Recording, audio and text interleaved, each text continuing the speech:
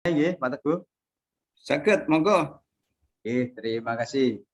Bapak yang saya hormati, Assalamualaikum warahmatullahi wabarakatuh.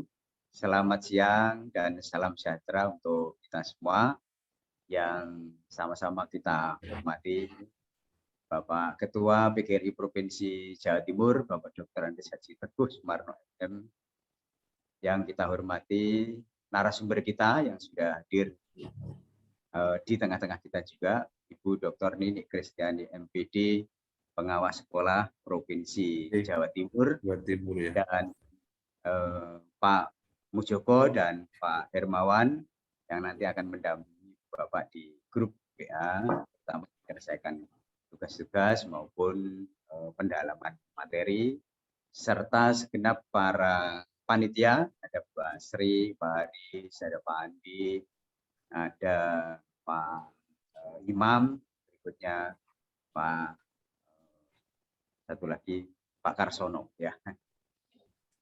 Baik Ibu Bapak yang saya hormati, sesuai dengan tema yang kita angkat pada kali ini yang berkaitan dengan kurikulum sekolah penggerak pada siang hari ini nanti akan kita pelajari bersama-sama Bu Nini. Dan sebelumnya seperti biasa akan saya sampaikan tentang susunan acara atau rundown kita ya, dari awal sampai dengan terakhir. Awal itu kita mulai dari pembukaan yang pertama ini, dan akhir ini adalah Bapak Ibu menerima sertifikat. Jadi strategi persiapan implementasi kurikulum Merdeka ini seperti yang kita diskusikan dengan ini tadi, itu adalah sebuah materi yang kita ini proaktif. Jadi memang kebanyakan itu belum memperoleh tugas untuk menjadi sekolah penggerak maupun kurikulum Merdeka. Namun sebagai guru yang profesional dan APKS PGRI Provinsi Jawa Timur ini secara proaktif untuk mengajak Bapak Ibu menyongsong lebih baik daripada terlambat. Jadi saya mengambil motivasi yang diberikan oleh ini juga kepada kita semua. Jadi menyongsong itu berarti kita ini menandakan kesiapan. Nanti kalau nggak menyongsong itu kasih tugas kadang-kadang nggak dijalankan, malah terlambat.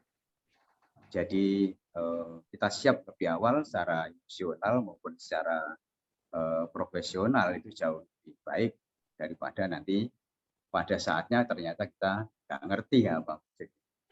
Baik Ibu Bapak yang saya hormati, kegiatan kita seperti biasa, platformnya atau yang dilakukan di APKS ini ada ada on, ada kegiatan mandiri, dan pengumpulan tugas. Karena kita ini judulnya adalah pelatihan. Jadi Bapak Ibu jangan takut atau jangan belum membayangkan tugasnya berat, saya kira tidak, karena hanya untuk memberikan stressing dan penekanan serta terhadap materi yang disampaikan ini supaya lebih paham dalam bentuk mengerjakan tugas ya. Tentu saja nanti tugasnya nggak terlalu berat, yang penting ada. Baik Ibu Bapak, jadi in service training ini ada tanggal 23 sekarang hari Senin dan hari Rabu 25 Mei. Nanti ada materi ke-1, materi kedua. Nah itu lalu ada kita istilahkan on the job training itu nanti karena ini secara daring akan dipandu oleh Pak Joko dan Pak Hermawan, yaitu tanggal 24 dan 26 Mei 2022 dalam bentuk pembimbingan di grup WA seperti biasa. Lalu kita beri kesempatan kegiatan mandiri menyelesaikan tugas-tugas. Selain itu konversi waktu 32 JP di sertifikat itu biar terpenuhi jumlahnya bisa 4 hari. Sehingga mungkin melebihi ya, jadi konversinya bisa menjadi 27, 28 itu kita beri waktu Bapak Ibu bisa mandiri bertanya kembali pada instruktur dan sebagainya. Lalu tanggal 28 Mei sampai dengan pukul 23 itu Bapak Ibu bisa upload tugas melalui link pengumpulan tugas yang akan diberikan oleh Pak Andi ya. Dan Pak Andi kita beri waktu 2 hari, yaitu 29 dan tanggal 30 hari Senin insya Allah nanti sertifikat, contoh laporan pengembangan diri, lalu undangan dan sebagainya itu seperti biasanya insya Allah sudah bisa di-download dari share yang akan dikirimkan oleh Pak Andi. Kegiatan untuk hari ini yaitu di service training tanggal 23 ini kita awali dengan saya memberikan informasi awal ini, nanti dilanjutkan keynote speaker oleh Bapak Dr. Andes Haji Teguh Sumarno MM, Ketua BPRI Provinsi Jawa Timur. Setelah itu nanti disambung dengan penyampaian materi yang pertama oleh Bu Nini Kristiani, dilanjut dengan tanya jawab, dan nanti diakhiri dengan foto bersama sebagai bukti kita telah mengikuti diklat ini yang akan ditampilkan untuk pelaporan pengembangan diri dan sebagainya, dan kita penutupan baru nanti kita lanjutkan hari Rabu. Baik, demikian Bapak yang saya hormati, kita masuk pada acara berikutnya yaitu keynote speaker oleh Ketua PGRI Provinsi Jawa Timur sekaligus nanti membuka acara diklat ini. Untuk itu kepada Pak Teguh kami persilahkan. Monggo Pak Teguh. Assalamualaikum warahmatullahi wabarakatuh. Waalaikumsalam. Bismillah, alhamdulillah, la khala wala quwata illa billah. Yang sama-sama kita hormati Ketua APKS Provinsi Jawa Timur, Mas Bambang Sutego, para pengurus, Bu Asri, Pak Mur, tokoh, narasumber yang luar biasa, hebat, Mbak Nini, Mbak Dr. Nini Kristiani, Pak Hirmawan, dan narasumber-narasumber yang lain yang selalu bersama PKS Provinsi Jawa Timur, para guru yang tampak ini Mbak Ida Sulistiawati, Bu Wetan ya, dan semua yang hadir pada kegiatan diklat hari ini. Dalam kesempatan ini, saya atas nama pribadi, keluarga, dan organisasi, senyampang masih bulan Syawal, kita sampaikan minal aidin wal faizin, mohon maaf lahir batin ya Mbak Nini, Pak Mujoko, Pak Bambang, semua yang hadir, siapa yang bertemu berjabatan tangan, siapa yang mengucap dalam kesempatan, maka sebelum melepas tangannya dalam berjabatan diampuni dosa oleh Allah Subhanahu wa Ta'ala. Semoga kita semua kesempatan ini, kesalahan secara manusiawi telah diampuni oleh sesama dan dosa-dosa diampuni oleh Allah Subhanahu wa Ta'ala. Shalawat serta salam semoga tetap terlimpah pada junjungan Nabi besar Muhammad Shallallahu Alaihi Wasallam. Mbak Nini, Mas Bambang, dan semua panitia dan para guru yang kami cintai se-Jawa Timur, mungkin lebih dari ini beberapa provinsi dan kabupaten lain yang bergabung bersama APKS Provinsi Jawa Timur. Luar biasa, PGRI Provinsi Jawa Timur tidak pernah lelah dalam kesempatan apapun,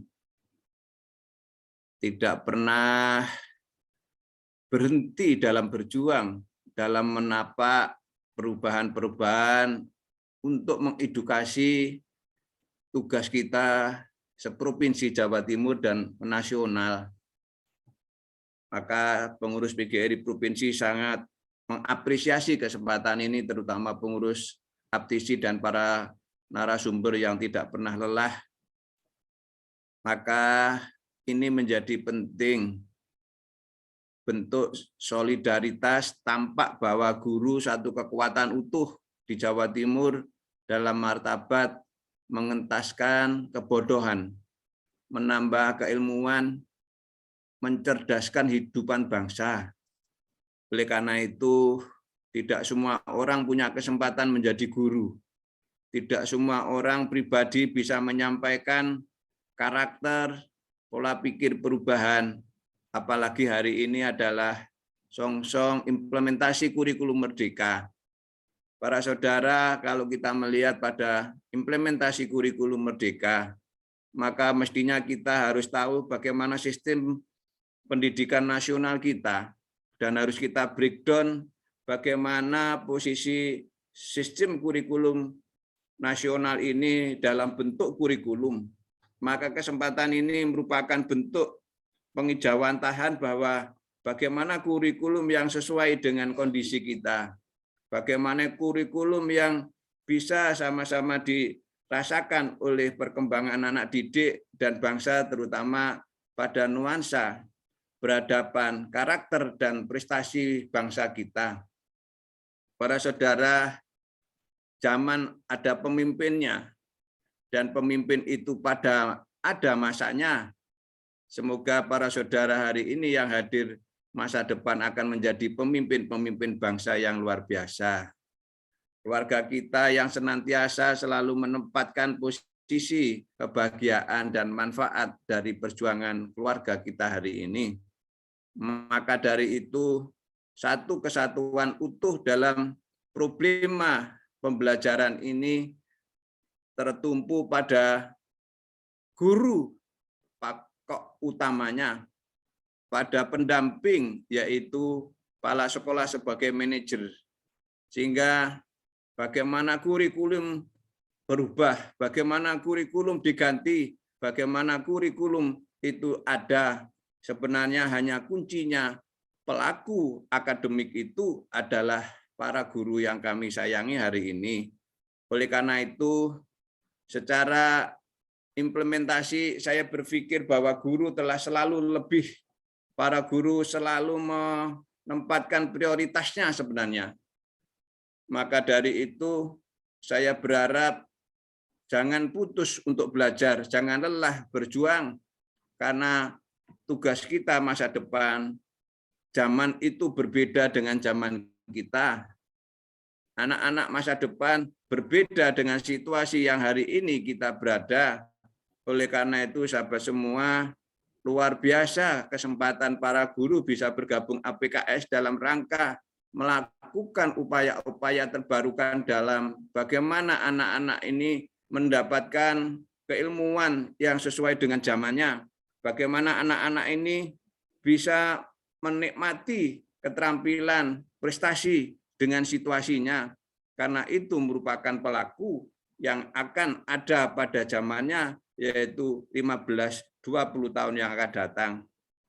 Oleh karena itu, saudara, mari pada situasi Syawal yang peningkatan ini dalam kategori, saya kepingin para guru ini bangkit dalam posisi religi dengan keimanannya, karena sudah tertempa pada posisi yang namanya Ramadan, puasa 1 bulan penuh, Syawal silaturahmi dengan keberadaannya. Maka dengan perubahan kurikulum kita akan tangkap bagaimana sih masyarakat ini menghendaki, bagaimana siswa itu bisa melakukan seperti apa yang diharapkan tuntutan zaman.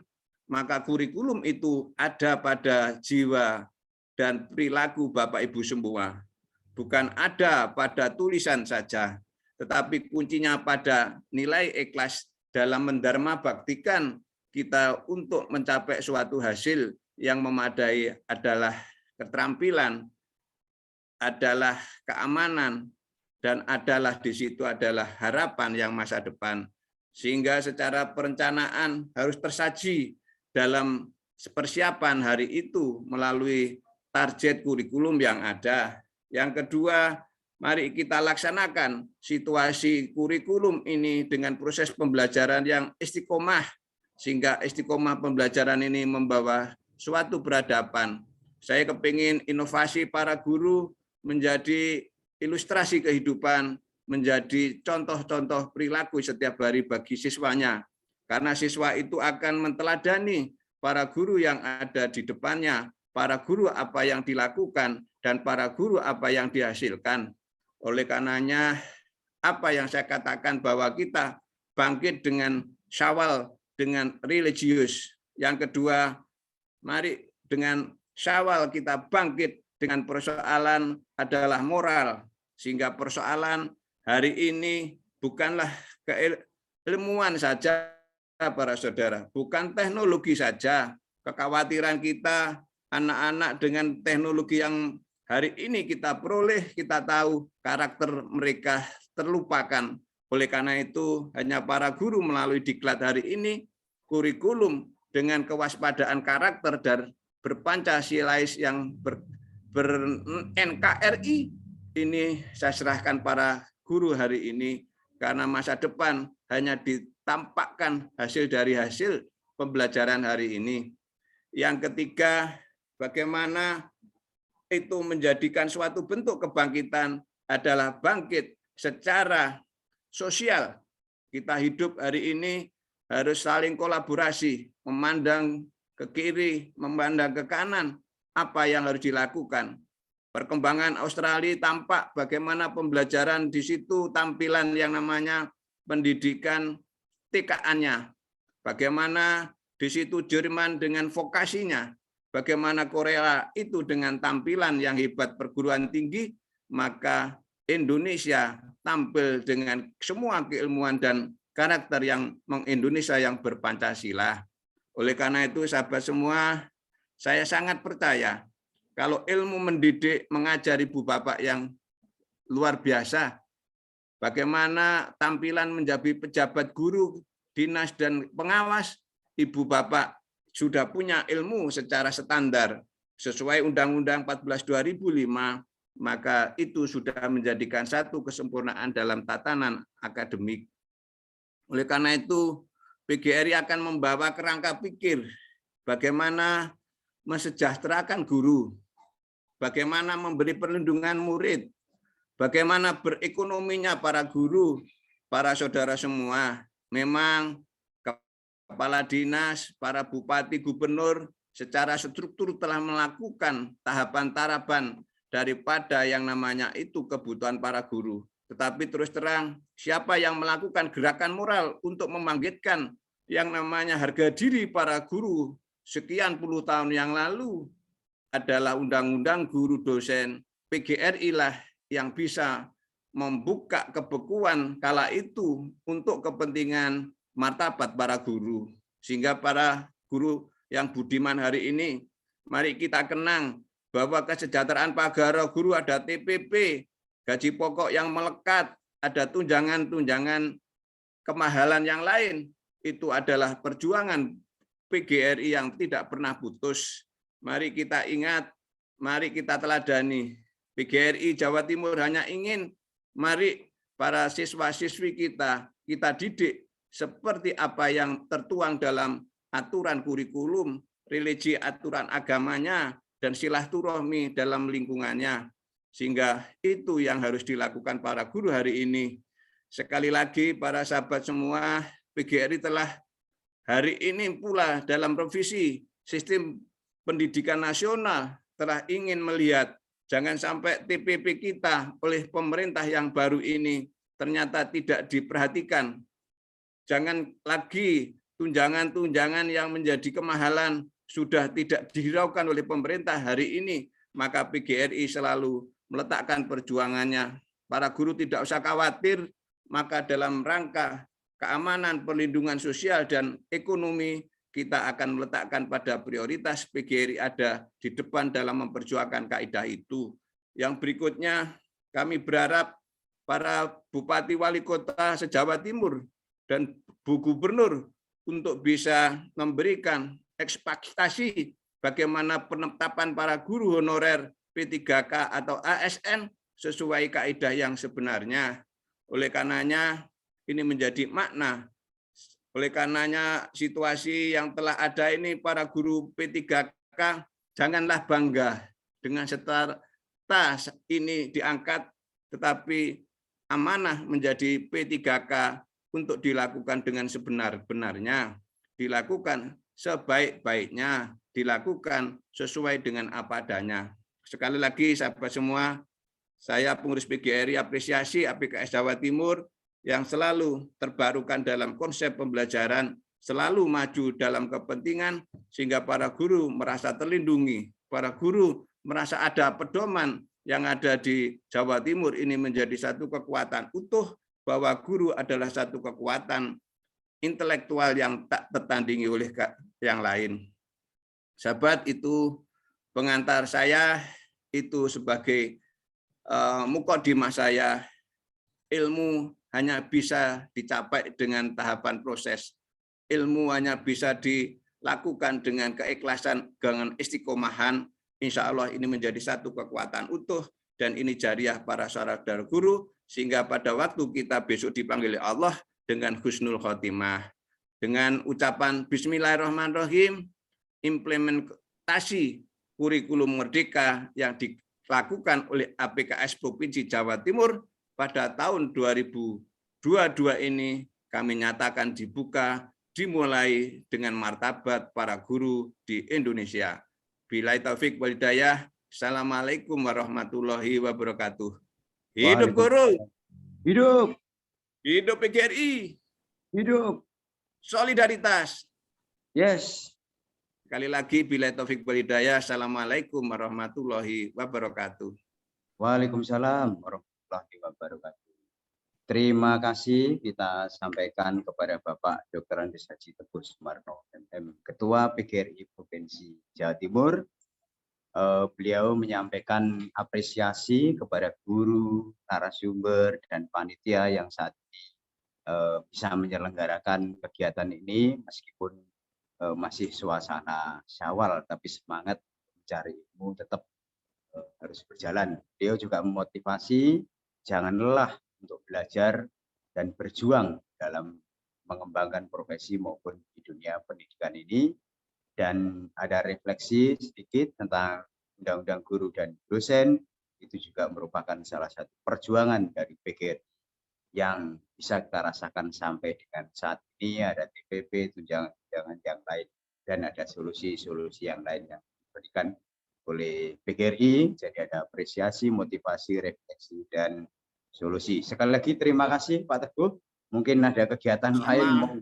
Sama-sama, sukses Mas Bambang, Mbak Nini, Bu Dokter, semuanya sehat selalu. Semoga kita selalu diridhoi, doa-doa kita dikabulkan semua oleh Allah Subhanahu wa Ta'ala. Saya mohon pamit. Sekali lagi terima kasih Pak Teguh. Ya. Ibu Bapak yang saya hormati, demikian keynote speaker yang disampaikan oleh Bapak Dr. Andes Haji Teguh Sumarno, MM, Ketua PGRI Provinsi Jawa Timur.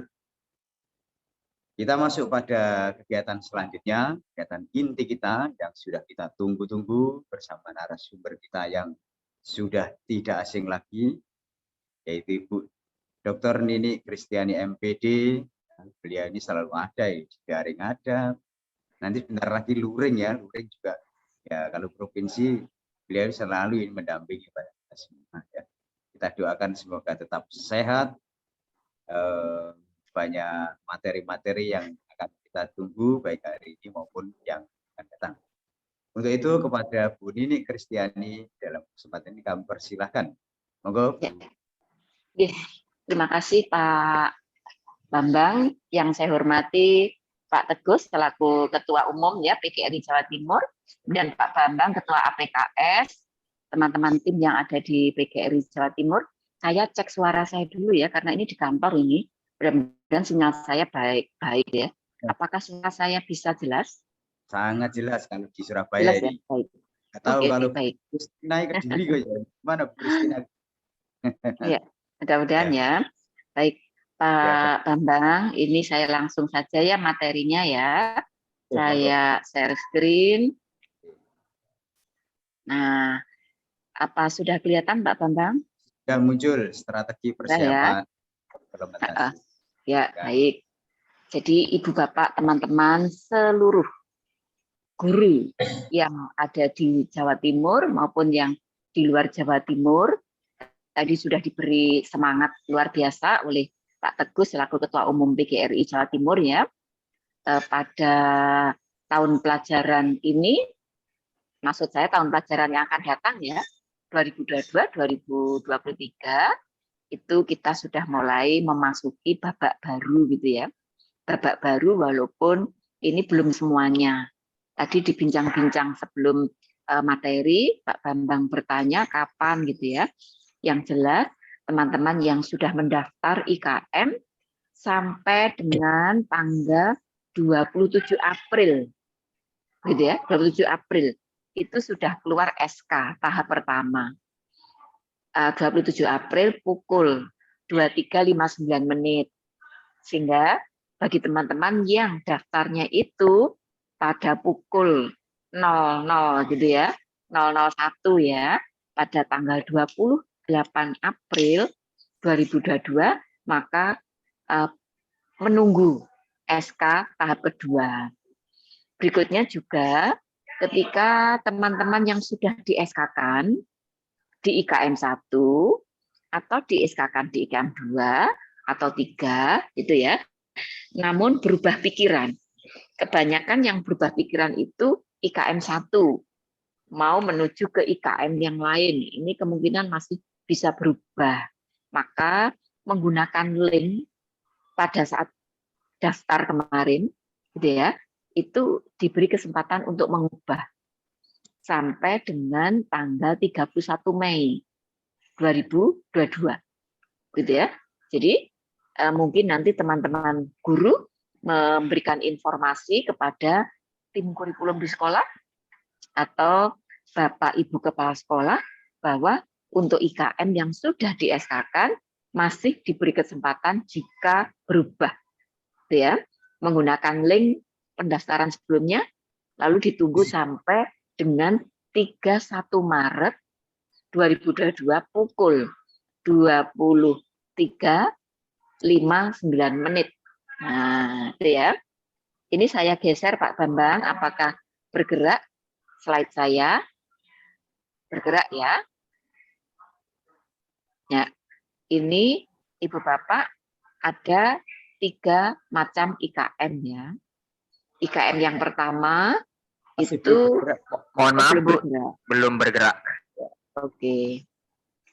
Saya stop dulu lalu saya ulang. Oke.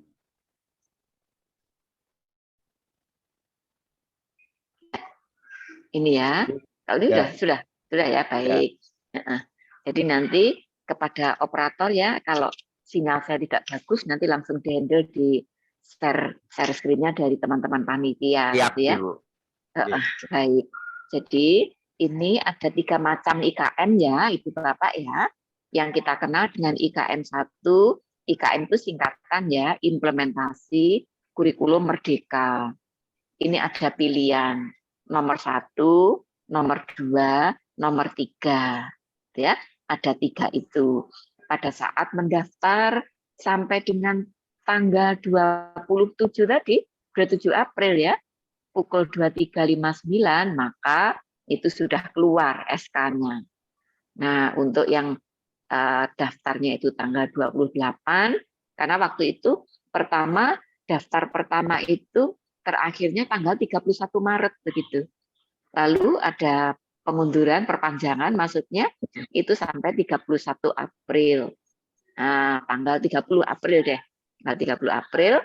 Nah, ternyata ada kemungkinan Bapak Ibu guru yang sudah mendaftar IKM 1, 2, 3 itu belum tentu paham juga bagaimana 1, bagaimana 2, bagaimana 3 begitu. Karena belum tentu paham waktu itu ya, maka setelah tahu kemungkinan akan berubah pikiran. Maka masih ditunggu sampai dengan tanggal 31 Mei pukul 23 ya, 23.59 menit. Jadi intinya pemerintah di kementerian itu masih memberikan kesempatan ya. Kalau ini bergerakkah? Saya sedang menunjukkan, mudah-mudahan bergerak. Sudah slide berikutnya? Sudah ya? Ya. Jadi IKM 1 ya, ini siapa tahu ya, Ibu Bapak ada yang belum mendapatkan informasi begitu ya, sehingga nanti setelah paham ini mungkin akan merubah pilihan ya. Jika IKM 1 itu ada 3 irisan begitu. Irisan pertamanya kurikulum strukturnya ya. Strukturnya itu masih menggunakan struktur kurikulum 2013. Di mana kelas 10 itu masih ada peminatan. MIPA, IPS, bahasa, ada kemungkinan sekolah itu tahun 2022 belum memasuki tahun pelajaran baru, tetapi sudah menetapkan muridnya. Karena ada sekolah-sekolah demikian. Jadi muridnya itu sudah ada. Karena muridnya sudah ada, maka settingnya itu masih settingnya kurikulum 2013. Begitu. Maka masih ada keterikatan dengan struktur kurikulumnya.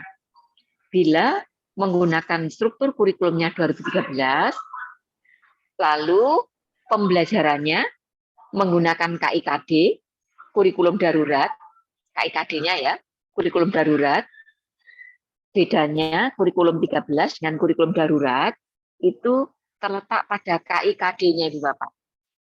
Untuk utamanya KD ya, KD yang sudah disederhanakan dari 100% utuh gitu ya, utuh itu saya ilustrasikan 100% ya, itu tinggal 50 sampai 60 atau 70% ya materinya, maka itulah yang di SK-kan di namanya SK Kabalitbang nomor 028 HKR 2020. Nah, KD-KD yang sudah di SK-kan di SK Kabalitbang yang saya sebutkan tadi itu merupakan acuan dari implementasi kurikulum darurat. Begitu. Jadi sebenarnya di kurikulum darurat itu strukturnya masih kurikulum 13. Kurikulum 13 gitu ya, itu digunakan pada saat di pandemi karena tidak memungkinkan untuk melaksanakan keseluruhan dari KIKD-nya begitu ya. Akhirnya digunakan hanya yang esensial. Nah, setelah itu di SK-kan. Jadilah itu acuan kurikulum darurat. Begitu. Lalu bagaimana jika kurikulum 13? Kurikulum 13 itu jika KIKD-nya itu acuannya pakai Permendikbud nomor 37 2018. Jadi yang membedakan itu sebenarnya terkait dengan KD, utamanya KD. Kok masih utuh? Sesuai dengan Permendikbud 37 2018, maka itu K13. Lalu kalau itu tinggal separuh atau maksimal 70%, maka itu kurikulum darurat. Nah, pada saat tahun 2020, awal pandemi ya, pandemi itu Maret 2020. Di Agustus, ya saya masih ingat waktu itu Agustus, itu keluar yang namanya SK, gitu ya, SK, bukan SK ya, SE ya, SE Mendikbud, yang terkait dengan penyederhanaan RPP. Nah, penyederhanaan RPP yang itu keluar tahun 2019 sampai sekarang itu masih digunakan, gitu ya. Begitu juga kalau Ibu Bapak masih ingat ada keputusan Menteri nomor 719 yang di situ paling tenar ya kita kenal dengan fleksibilitas kurikulum. Di fleksibilitas kurikulum itu ada 3 hal. Ada kurikulum nasional, itu maksudnya kurikulum 13. Yang tadi acuannya pakai KD Permendikbud 37 2018. Lalu ada kurikulum darurat. Itu maksudnya acuannya KD-nya dari SK Kabalitbang. Lalu ada satu lagi, yaitu kurikulum mandiri. Nah, pada saat keluarnya tadi keputusan Menteri atau SK Mendikbud tadi terkait dengan fleksibilitas kurikulum, saat itu belum diberikan formulasi seperti apa, kurikulum mandirinya itu seperti apa. Maka tahun 2021 itu sebenarnya menjadi cikal bakalnya kurikulum mandiri tadi ya, cikal bakalnya yang akhirnya itu ada di kurikulum sekolah penggerak. Gitu ya, cikal bakalnya. Yaitu materi yang masih esensial dilengkapi dengan pembelajaran penilaian paradigma baru yang itu diterapkan di 2.500 sekolah yang kita kenal dengan sekolah penggerak. Sebenarnya kurikulumnya asalnya idenya itu dari kurikulum mandiri tadi. Nah, dari situlah karena belum punya nama ya, akhirnya diberi nama kurikulum sekolah penggerak. Begitu. Itu terjadi di 2021. Lalu berikutnya di 2021 tadi sekitar bulan November ya, November atau Desember, kurikulum yang di penggerak tadi diberi nama kurikulum prototipe begitu. Jadi itu sebenarnya modal dasarnya dari kurikulum merdeka, kurikulum mandiri tadi, yang itu diletakkan atau di kebijakannya ada di fleksibilitas kurikulum di 2020 waktu itu, ya. Jadi saya ulang di 2021 itu diterapkan di sekolah penggerak, namanya sementara waktu itu sekolah penggerak. Lalu di akhir tahun 2021 diberi nama yang itu sebenarnya belum bernama juga, kita kenal dengan kurikulum prototipe, begitu.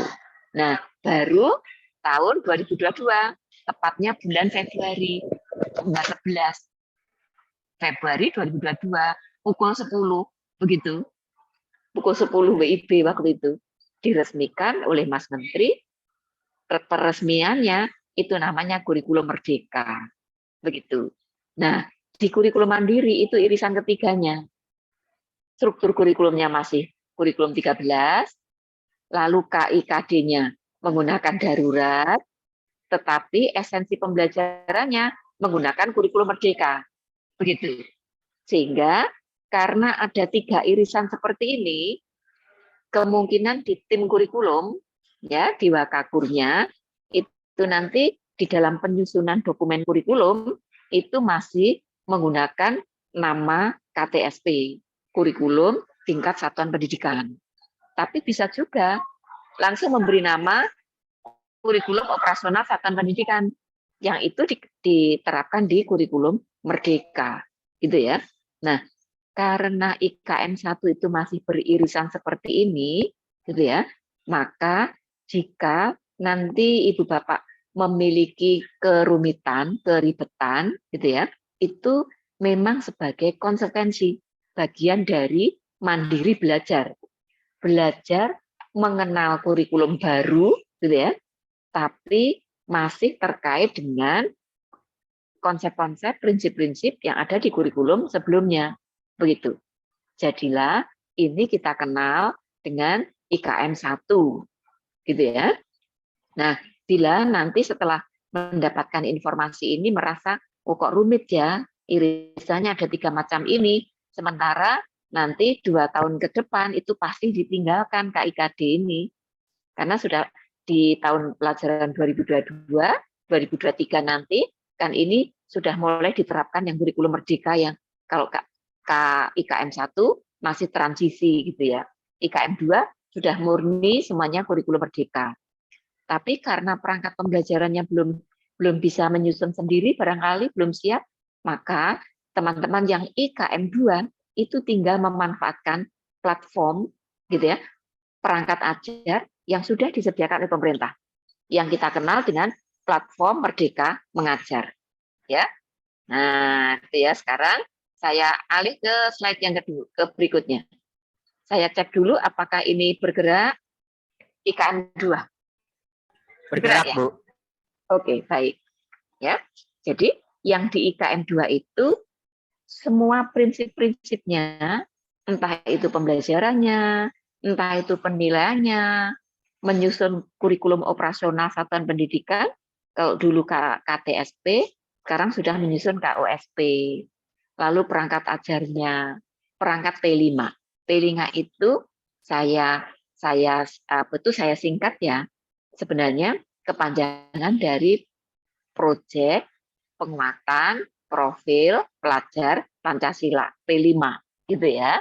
Nah, jika KOSP perangkat ajar, perangkat P5 ini pure seperti yang ditetapkan yang ada di kurikulum merdeka, namun sekolah belum siap. Karena belum siap, maka sudah disediakan oleh pemerintah, yaitu yang ada di platform guru.kemdikbud.go.id. Inilah yang selanjutnya dikenal dengan PMM atau platform Merdeka Mengajar. Nah, Ibu Bapak jangan keliru penyebutannya ya. Kalau PMM itu platform Merdeka Mengajar.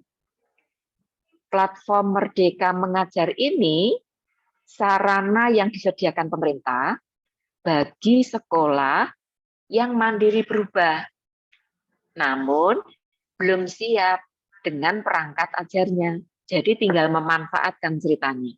Itulah IKM 2. Nah, tadi yang saya katakan jangan bingung dengan penyebutannya.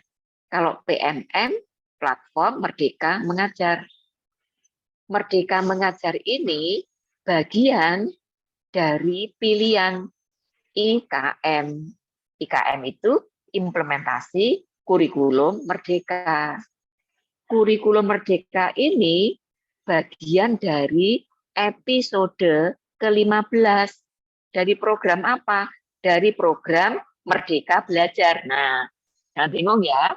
Jadi ada Merdeka Belajar, itu programnya dari kementerian, dari programnya Mas Menteri, itu namanya Merdeka Belajar. Gitu ya. Lalu kurikulumnya ini gitu ya, itu episode yang ke-15 itu adalah kurikulum merdeka. Untuk menyediakan perangkat ajar bagi sekolah yang ingin menerapkan kurikulum merdeka namun belum siap, KUSP-nya belum siap, perangkat ajarnya belum siap, perangkat P5-nya belum siap, maka disediakan PMM, platform Merdeka Mengajar. Maka jangan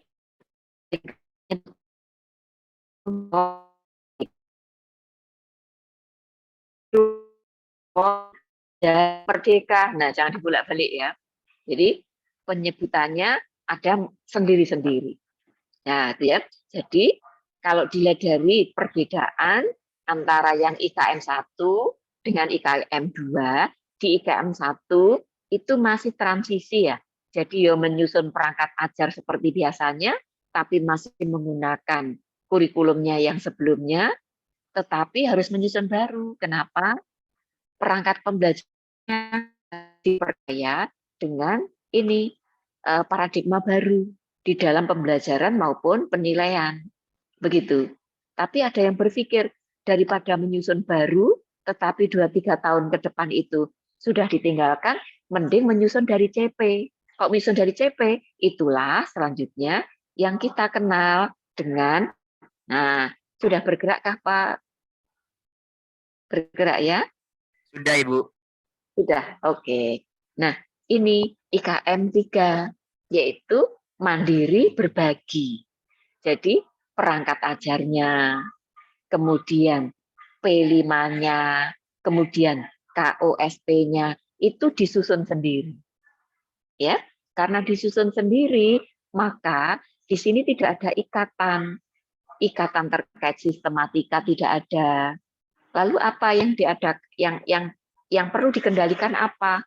Yang perlu dikendalikan adalah struktur kurikulumnya. Yang ada di KOSP itu mengikuti yang sudah disediakan pemerintah. Lalu untuk perangkat ajarnya, apa yang dikendalikan? Yang dikendalikan adalah CP, capaian pembelajaran. Itu sudah disediakan melalui SK Kabalibang. Ya. Lalu bagaimana dengan proyek profil pelajar Pancasilanya? Yang sudah ditetapkan itu adalah dimensi P3. P5 dengan P3 ya. Kalau P5 itu proyek penguatan profil pelajar Pancasila. Kalau P3 profil pelajar Pancasila. Gitu ya. Jadi kalau kata proyek dan penguatan itu dihilangkan, jadilah P3. Nah, pemerintah itu menyediakan yaitu rumusan dimensi, elemen, subelemen, profil pelajar Pancasila. Jadi itu yang dikendalikan oleh pemerintah. Lalu bagaimana kemerdekaannya Bapak Ibu Guru? Bapak Ibu Guru merdeka di dalam merancang perangkatnya.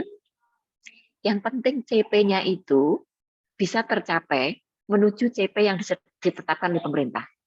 tapi ibarat orang naik mobil gitu ya, tujuannya sama-sama di APKS Jawa Timur, tapi berangkatnya dari Jember, berangkat dari Kediri, berangkat dari Surabaya, bahkan berangkat dari luar pulau, luar provinsi, itu merupakan contoh analogi perbedaan perkembangan peserta didik kita.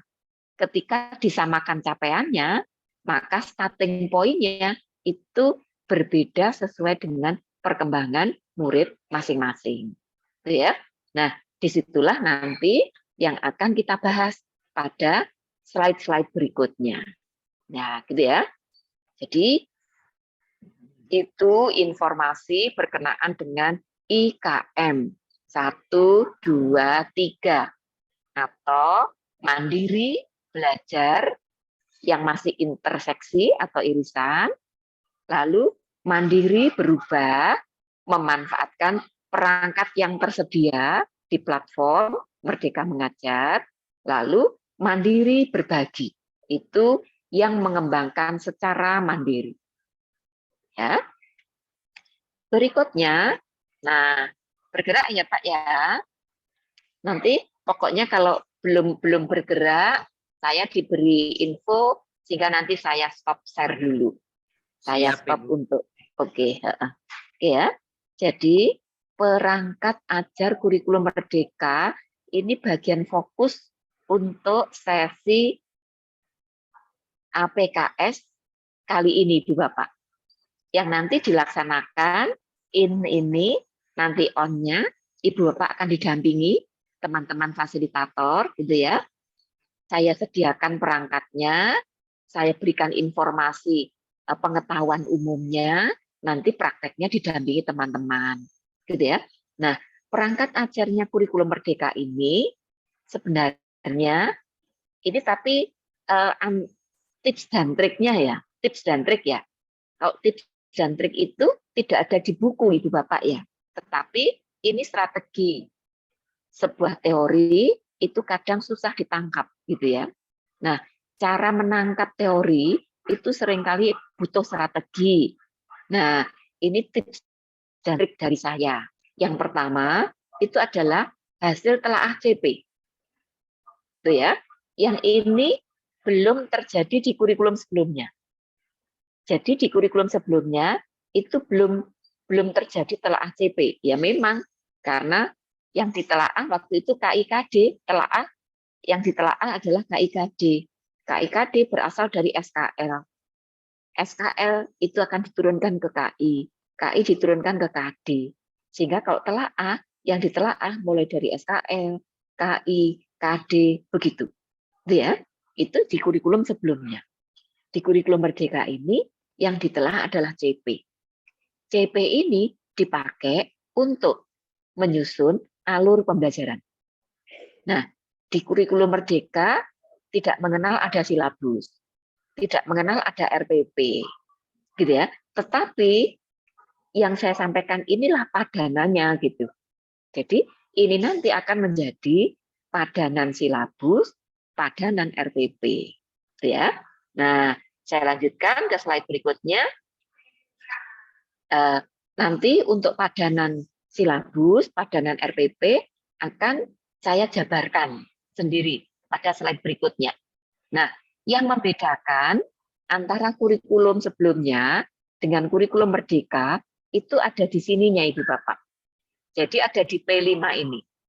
Tapi kalau Ibu dan Bapak ingat, ini sebenarnya padanan ketika Ibu Bapak menerapkan kepramukaan menggunakan model gitu ya.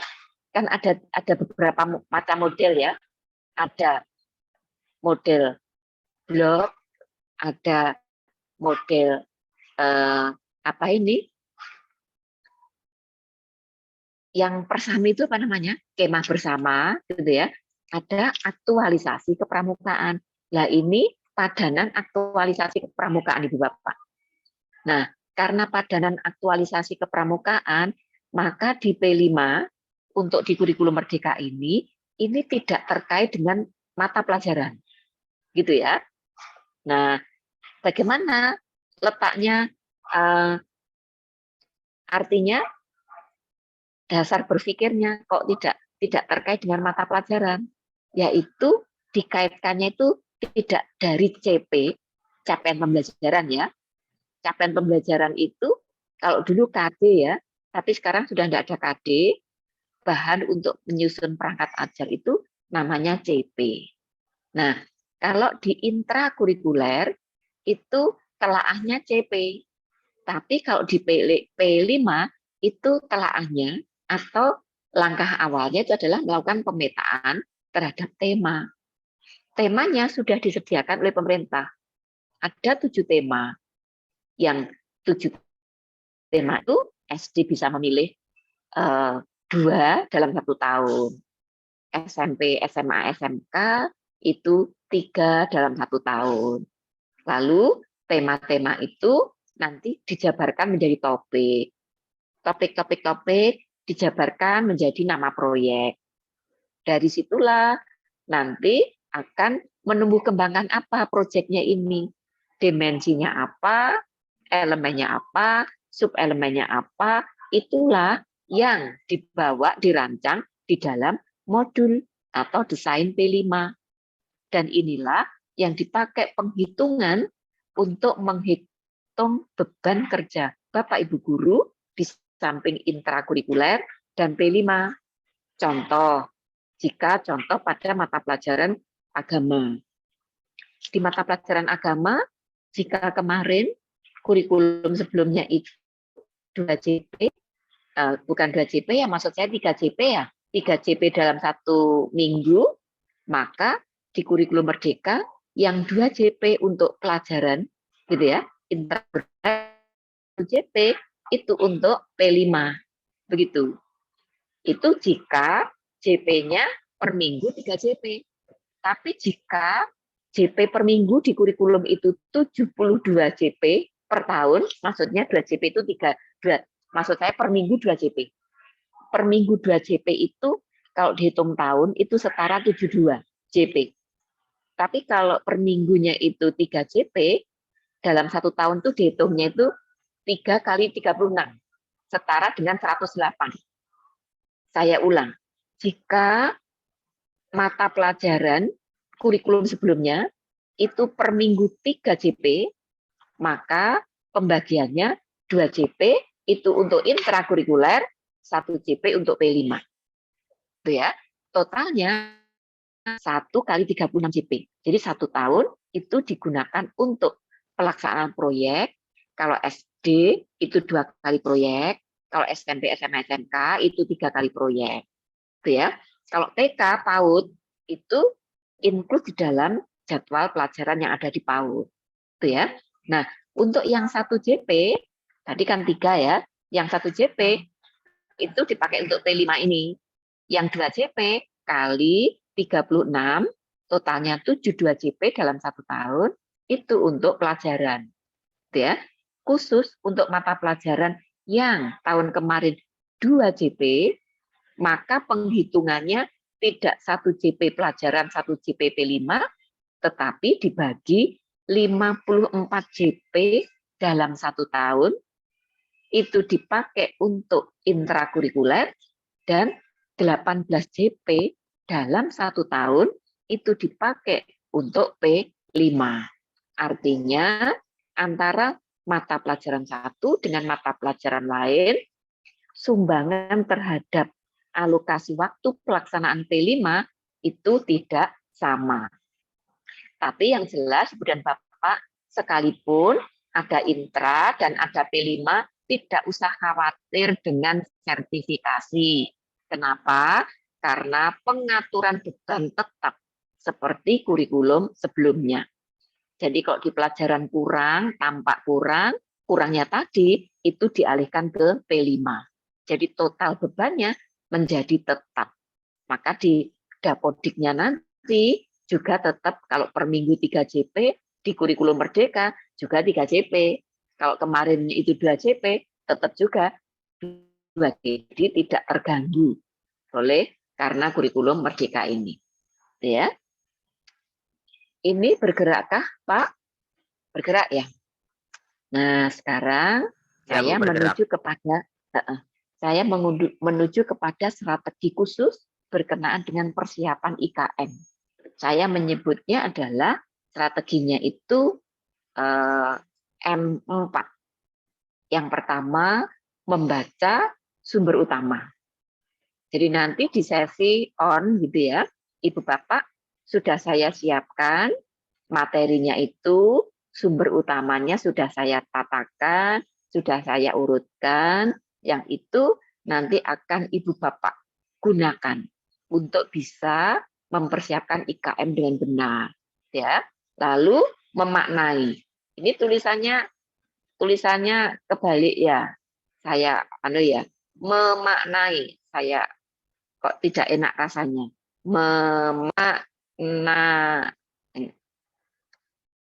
Memaknai ya. Oke ya.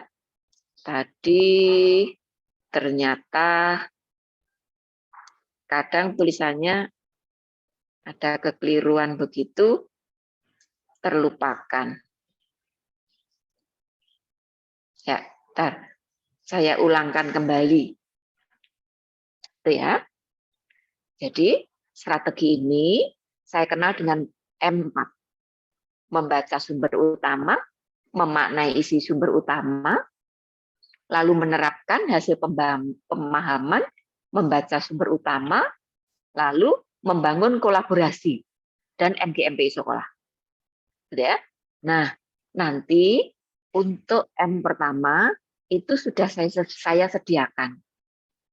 PPT-nya sudah saya berikan ke teman-teman panitia, juga sudah saya unggah di web. Teman-teman sudah kenal web saya. Nanti itu diunggah di sana. Jadi paparan ini sudah ada di web. Tolong tidak lupa teman-teman presensi di web saya tersebut. Lalu ketika memaknai isi sumber utama, itu sesinya saat Ibu dan Bapak on. Gitu ya. Kemudian menerapkan hasil, ini diterapkan saat on. Membangun kolaborasi dan MGMP sekolah, itu saat on. Jadi M4 ini Ibu Bapak gunakan untuk kegiatan pada saat on. Gitu ya. Nanti pada saat in, di hari ke 1, 2, 3 gitu ya, nanti Ibu Bapak akan sharing hasil dari membaca, memaknai, menerapkan, terus berkolaborasi. Ya. Jadi nanti seperti itu. Nah, ini sumber utamanya Ibu Bapak yang saya sediakan ini. Jadi dari SKL, standar isi, standar proses, standar penilaian belum keluar. Yang sudah keluar SKL, SI, standar proses. Gitu ya. SKL itu Permendikbudristek nomor 5, standar isi nomor 7, standar proses nomor 16, standar penilaian on proses. Ya. Lalu kalau berkenaan dengan beban kerja guru, beban mengajar guru, beban belajar siswa, bebannya untuk P5 itu buka di Kemendikbudristek nomor 56 2022. Itu ya.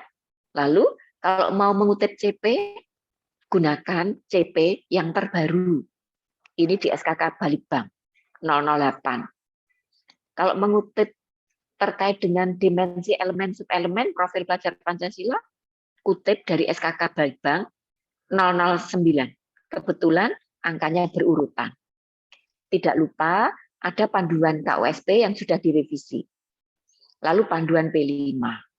Itulah sumber utama yang akan Ibu Bapak gali. Gitu ya. Ibu Bapak explore. Ya. Nah, berikutnya ini.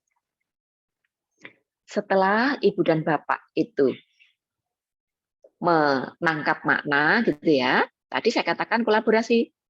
Kolaborasinya di MGMP. Nah, sekarang mengapa di MGMP? Karena di kurikulum Merdeka itu ada, ini berdasarkan pengalaman Ibu dan Bapak ya. Berdasarkan pengalaman mendampingi sekolah-sekolah ya. Ketika mengimplementasikan kurikulum Merdeka. Itu kebutuhannya itu ini. Sehingga mengapa itu dilakukan di MGMP? M-nya menjadi 6. Pertama, memetakan materi atau kompetensi yang ada di CP ini tidak bisa dilakukan individu guru, Ibu Bapak. Karena apa? CP itu berlakunya kalau itu SD, kalau TK deh. Karena kalau di room ini mungkin ada TK ya. TK itu usia 3-4 tahun, usia 5-6 tahun, itu juga ada CP-nya. Begitu. SD itu mulai fase, kalau TK tidak fase. Kalau TK itu usia. Kalau di SD, itu fasenya A, B, C. Masing-masing fase itu usia 2 tahun. Durasi waktu maksud saya. Jadi kok misalnya ya, contohnya fase A, itu pada umumnya kelas 1 dan 2. Berarti guru kelas 1 dan 2 itu duduk bersama, memetakan materi nanti untuk kelas 1 mana, kelas 2 mana. SD kelas 4 juga demikian, dengan 3. 5-6 juga demikian SD-nya. Nah, yang durasinya panjang itu SMP. Di SMP fasenya itu, fase D, itu untuk 3 tahun. Maka guru kelas 7, 8, 9 itu duduk bersama, memetakan. Mengapa? Karena rumusan CP itu disusun, dirumuskan, itu per fase, Ibu Bapak. Kalau fasenya 3 tahun, berarti rumusan itu untuk 3 tahun. Satu rumusan untuk 3 tahun. Kalau fasenya A, itu untuk 2 tahun. B, C, 2 tahun. Kalau E, 1 tahun. F, 2 tahun. Begitu. Jadi harus duduk bersama.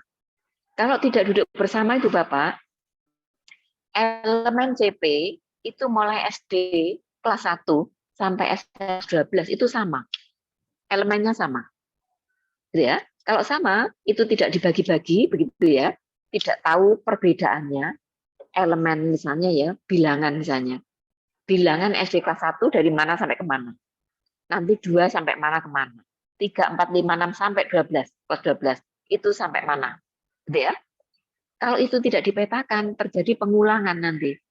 Begitu. Nah itulah nanti yang dipraktekkan Ibu Bapak. Dipraktekkan. Lalu di M pertama seperti itu, memetakan. Nah setelah dipetakan, lanjut. Lakukan di tingkat satuan pendidikan. Itu tadi yang saya katakan, ditelaahnya itu di MGMP. Karena apa? Yang ada di CP itu adalah akhir fase. Pemerintah menetapkan di akhir fase. Begitu. Jadi berangkat dari mana, gitu ya. Saya katakan starting point-nya dari mana, antar sekolah satu dengan sekolah lain, itu sangat variasi. Karena apa? Muridnya berbeda. Begitu. Gitu ya. Oleh karenanya telaah CP itu lakukan di tingkat satuan pendidikan. Nah, setelah telaah CP inilah Ibu Bapak, hasilnya dipakai untuk mengembangkan TP, tujuan pembelajaran. Tujuan pembelajaran itu juga lakukan di tingkat satuan pendidikan, di MGMP. Nah, setelah itu dilakukan menata urutan TP, menata urutan tujuan pembelajaran. Di CP, setelah ditelaah, itu ternyata belum tentu bersifat hierarkis. Tidak bersifat hierarkis ya. Karena tidak hierarkis, ada kemungkinan tidak berurutan. Termasuk juga materinya. Materinya bisa saja itu masih diurutkan oleh gurunya. Maka setelah mengembangkan tujuan pembelajaran yang belum berurutan, itu lakukan urutan. Ya, sepakati dengan MGMP sekolah. Jadilah itu ATP. Jadi tujuan pembelajaran yang belum berurutan, setelah diurutkan, itu menjadi ATP. Gitu ya. Nah, ATP inilah bahannya untuk menyusun modul ajar. Kalau modul ajar itu bahasanya bahasa guru, jadi bahasa RPP. Kalau bahan ajar, itu bahasanya adalah untuk murid, pegangan murid. Atau mungkin untuk pegangan guru. Pegangan orang tua maksud saya. Melihat anakku itu diberi pelajaran apa oleh gurunya. Nah, itulah akan menjadi bahan ajar. Jadi kok modul ajar itu bahasanya RPP gitu ya, guru ya. Tapi kok bahan ajar, contoh ya, kok modul ajar itu begini. Misalnya mendiskusikan. Nanti di bahan ajarnya akan berbunyi lakukan diskusi atau berdiskusilah dengan teman sejawat, diskusilah dengan teman sebangku, dengan kelompok yang telah ditetapkan atau disepakati sekolah, disepakati kelas gitu. Ya. Di kurikulum merdeka basisnya kesepakatan Ibu dan Bapak. Gitu ya. Pembelajaran selalu diawali dengan kesepakatan. Nah, jadi itu. Nah, lalu mengembangkan perangkat P5 di tingkat satuan pendidikan itu juga lakukan di MGMP. Gitu ya. Nah, karena MGMP sekolah itu tidak sama antara sekolah satu dengan sekolah yang lain, gitu, maka KOSP sekolah satu dengan sekolah lain nanti tidak sama. Yang sama adalah target capaian akhir saja yang sama, yaitu yang ada di CP yang telah ditetapkan oleh pemerintah. Nah, itu ya. Jadi seperti itu gambarannya. Nah, ini bergerakkah? Bergerak ya. Nah, ini penyesuaiannya. Strategi penyesuaiannya perlu menemukan padanan silabus. Perlu menemukan padanan RPP. Perlu menemukan perangkat pegangan siswa atau orang tua. Gitu ya. Perlu penyesuaian di kurikulum merdeka ini. PPT-nya belum Ya? bergerak, Bu. Oh, belum bergerak. Oke. Saya saya ulangi. Kalau ini sudah bergerak, sudah kelihatan kah? Sudah, Bu. Sudah ya. Oke. Penyesuaian. Nah, baik. Jadi Penyesuaian. strategi penyesuaian Ibu Bapak ya. Jadi strateginya adalah kita perlu menemukan padanan silabus. Karena di kurikulum merdeka tidak ada penyebutan silabus. Lalu perlu menemukan padanan RPP. Karena di kurikulum merdeka tidak ada penyebutan RPP. Begitu. Lalu berikutnya perlu menemukan padanan perangkat pegangan siswa atau pegangan orang tua. Gitu ya. Nah, terkait dengan strategi itu, maka ini padanannya.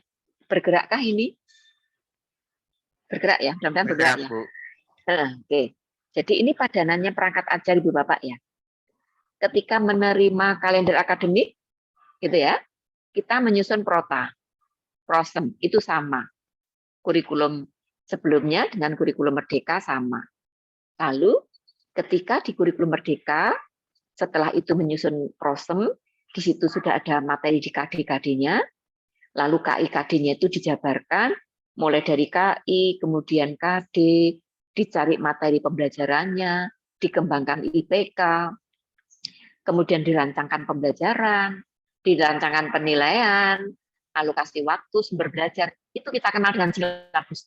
Maka di kurikulum merdeka, padanannya silabus adalah alur pembelajaran, yaitu yang berisi hasil telaah CP, TP, ATP. Begitu ceritanya. Ya. Jadi padanannya silabus itu adalah hasil telaah CP, TP, ATP. Begitu. Kalau silabus itu untuk acuan nyusun RPP, maka alur pembelajaran itu juga padanan modul ajar. Gitu ya. Jadi jika sudah memiliki hasil telaah CP, dikembangkan ke TP, ditata menjadi ATP, yang itu disusun di tingkat satuan pendidikan, maka itu acuan menyusun modul ajar. Nah, gitu ya. Jadi nanti padanannya seperti itu. Itu salah satu strategi ya. Karena ini tips dan trik Ibu Bapak ya. Jadi belum tentu ini ditemukan di buku-buku pedoman. Belum tentu ditemukan di buku-buku yang ada di kurikulum. Karena ini tips dan trik berdasarkan pengalaman konkret yang ada di sekolah-sekolah. Ya. Nah, berikutnya ini bergerak ya mudah-mudahan ya. Nah, dengan padanan tadi, maka penyesuaiannya di sini. RPP saat ini diberi nama modul ajar, yang itu menjadi pegangan guru. Dikembangkan dari hasil telah CP, TP, ATP, atau kita kenal dengan alur pembelajaran, yang itu merupakan padanan silabus. Sedangkan bahan ajarnya itu adalah modul ajar yang disesuaikan bahasanya. Dilibatkan muridnya di dalam modul tersebut. Mungkin menggunakan bahasa instruksi atau ajakan, gitu ya. Yang itu menjadi pegangan murid atau mungkin alat kontrolnya orang tua terhadap anaknya. Itu kita kenal dengan bahan ajar. Nah, itu ya. Terus berikutnya sekarang saya berganti ke slide. Apa sudah berganti slide saya? Cara pandang terhadap KD dan Sudah, Ibu. VSDP? Oke, ya. Ini Ibu Bapak, ini yang kuncinya di slide ini. Cara pandang ketika kita melihat KD dengan CP itu berbeda. Cara pandangnya berbeda. Kalau cara pandang kita atau telaah kita terhadap KD itu menggunakan taksonomi Bloom-Anderson. Ketika misalnya ada kalimat berbunyi memahami gitu ya, budaya gitu ya, kearifan lokal, misalnya gitu ya. Kata memahami itu langsung kita ingat kata pemahaman itu sebagai C2. Itu jika di KD. Gitu ya. Tapi cara pandang ini berbeda Ibu Bapak. Dengan cara pandangnya terhadap CP. Karena apa? Di CP cara pandangnya menggunakan pendekatan konstruktivisme. Yang ini berbeda. Itu ya. Karena ini pandangan konstruktivisme, seseorang bisa membangun pemahamannya itu adalah capaian tertinggi. Begitu. Sehingga ketika membaca CP, ada kata memahami, itu bukan berarti pemahaman di level low order thinking skill. Karena apa? Itu adalah capaian tertinggi. Mengapa? Karena seperti yang saya sampaikan di awal tadi, bahwa CP yang dituliskan di CP itu adalah capaian terakhir dari fase itu. Kalau itu fasenya D misalnya, itu capaian selama 3 tahun. Berarti kok pemahaman yang dibangun, dikonstruk selama 3 tahun, itu adalah capaian tertinggi. Begitu. Itu ya. Jadi sudut pandangnya berbeda. Maka hati-hati di dalam memaknai CP. Tidak bisa dimaknai seperti memaknai KD. Itu perbedaannya. Itu ya. Nah, ini jadi poin ini sangat penting untuk kita. Maka mudah-mudahan nanti didampingi oleh teman-teman fasilitator itu menangkap makna ini. Saya lanjutkan. Ini bergerak mudah-mudahan ya. Ini cara-cara merdeka ya. Berpikirnya baru, gitu ya. Berpikir baru yang merdeka. Poin-poin pentingnya saya tuliskan di sini. Jika dalam CP ada kata-kata memahami atau setara memahami, maka jangan dimaknai itu merupakan capaian level berpikir C2 atau low order thinking skill. Itu ya, itu poin pertama di CP ya. Poin yang kedua, pemahaman siswa dibangun melalui pengalaman nyata selama 1 tahun jika fase E, 2 tahun jika fase F, 2 tahun jika fase A, B, C, 3 tahun itu jika fase D. Ini belum saya tuliskan di sini. Gitu ya. Jadi kalau ada kata pemahaman, jika pemahaman dibangun selama 3 tahun, berarti pemahaman yang dibangun oleh siswa itu adalah capaian tertingginya. Gitu ya. Jadi sekali lagi tidak sama seperti ketika melihat dari taksonomi Bloom. Ya. Lalu yang ketiga, cara membekali pemahaman siswa agar mampu mengkonstruk pemahamannya sendiri dilakukan dengan cara-cara yang merdeka berdasarkan kreativitas masing-masing guru. Inilah nanti yang menyebabkan proses pembelajaran itu tidak bisa disamakan. Setidaknya antara sekolah satu dengan sekolah lain. Tapi kalau antar guru di sekolah yang sama bisa dikendalikan lewat tadi MGMP sekolah tadi yang saya sampaikan di slide sebelumnya tadi. Begitu ya. Lalu bagaimana? Apakah nanti tidak menyebabkan standar yang berbeda? Standarnya nanti ke depan itu akan dilihat dari antara lain capaian rapot pendidikan yang diambil dari AKN, literasi dan numerasi, gitu ya. Tidak lagi pada konsep, begitu, itu ya. Jadi maka lakukan pemahaman yang dikonstruk oleh dirinya lewat pengalaman nyata, tidak lewat cara-cara yang inovatif, cara-cara yang kreatif, ya. Nah, dengan cara seperti itu, maka sebentar, saya izin sebentar.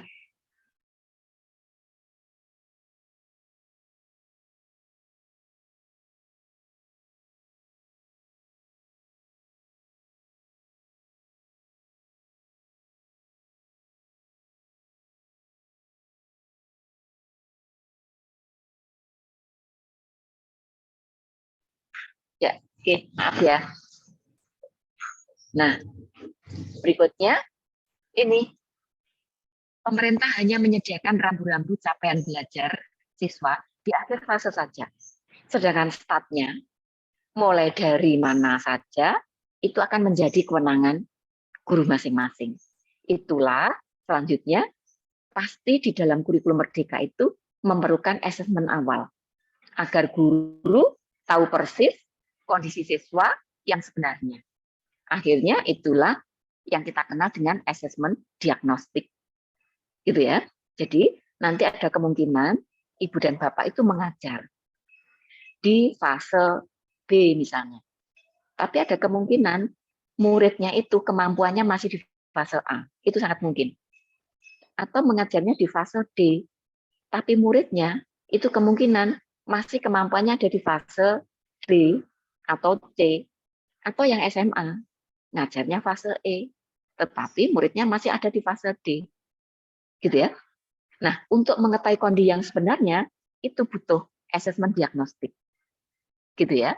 Tapi ketika menghadapi murid memiliki keragaman demikian, bukan berarti muridnya akan dikembalikan ke fase itu, dikembalikan ke kelas 1 SD, kelas SMP, kelas berapa begitu ya.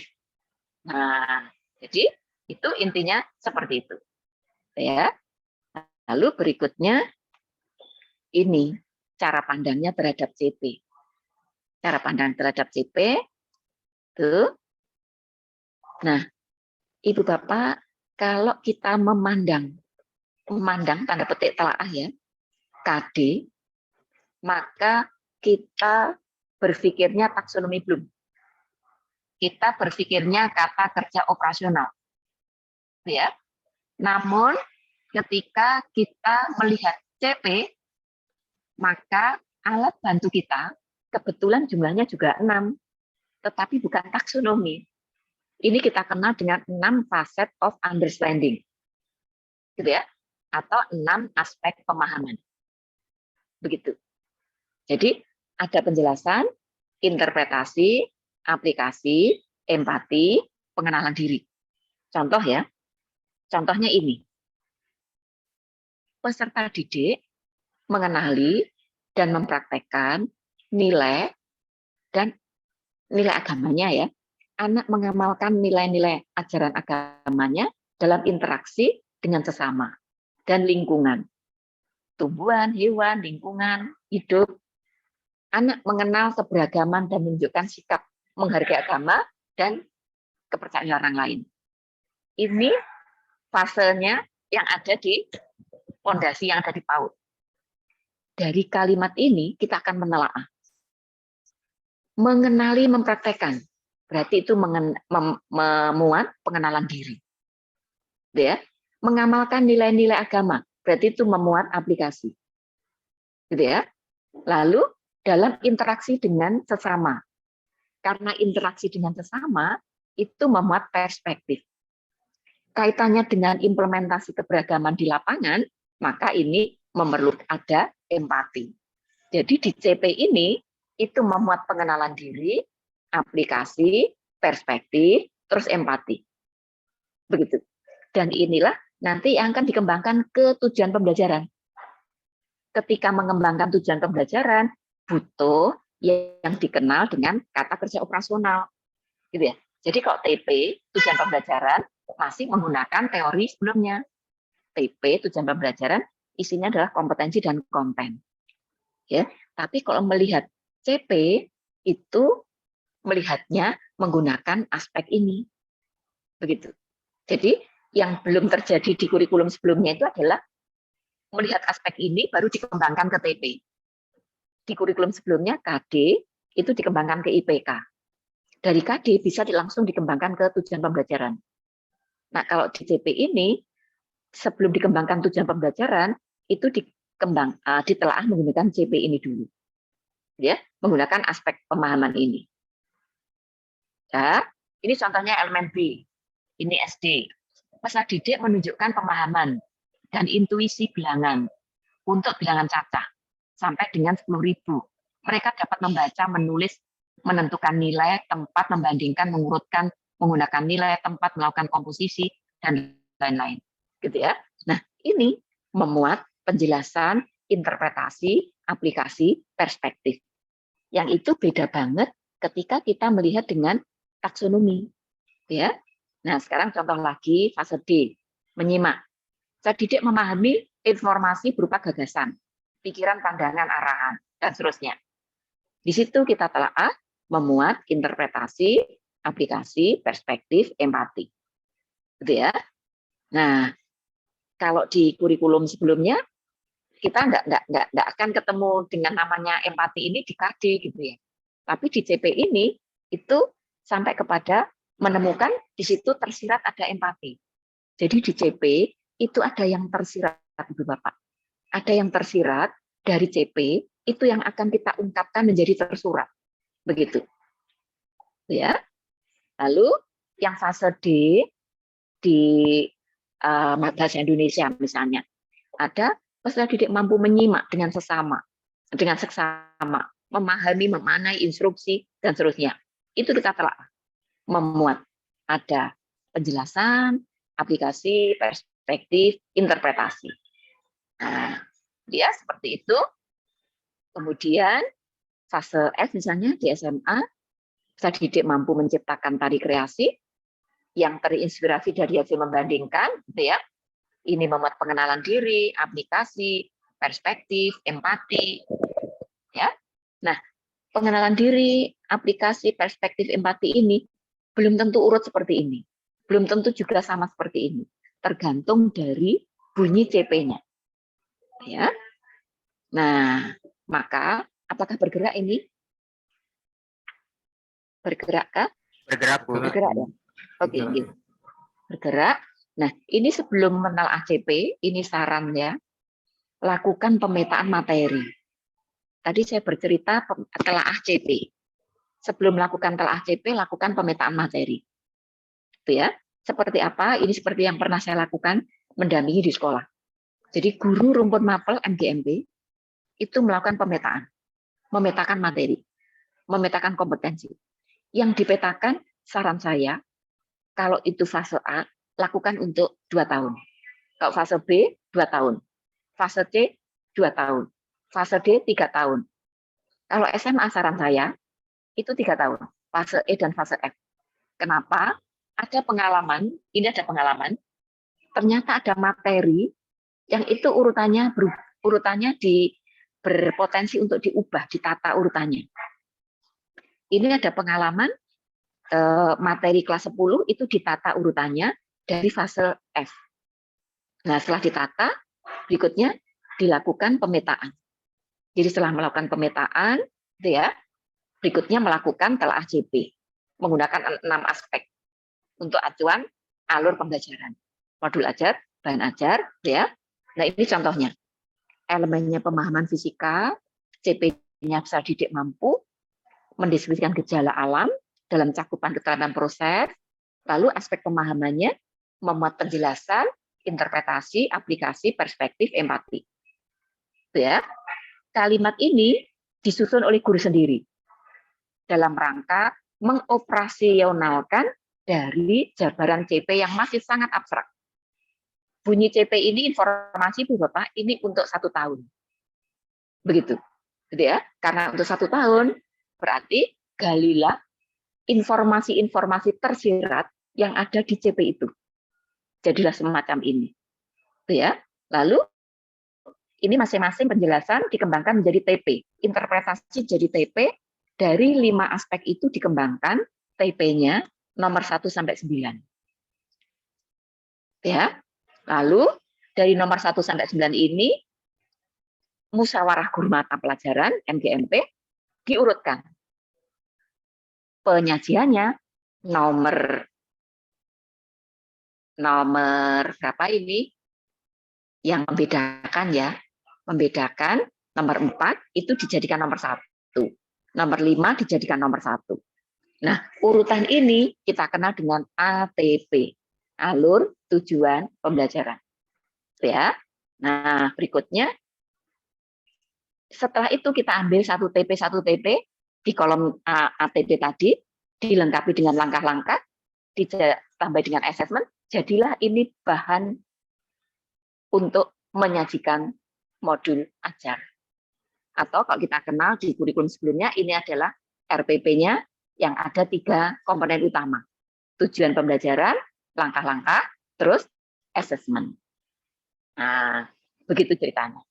Ya. Nah, berikutnya, sajikan modul ajar, bahan ajar yang SHM. SHM itu singkatan simple, harmoni, menarik. Misalnya seperti ini. Ya. Modul-modul ajar yang SHM. Ini contoh-contoh modul ajar, bahan ajar, dari yang sederhana tadi disajikan menjadi lebih menarik. Ya, menjadi lebih menarik. Kemudian, jangan lupa, semua materi itu sudah ada di website ini. Jangan lupa presensi teman-teman, gitu ya, agar masuk ke data web saya. Di website itu nanti caranya begini. Saya sharekan yang di websitenya dulu. Di website nanti begini.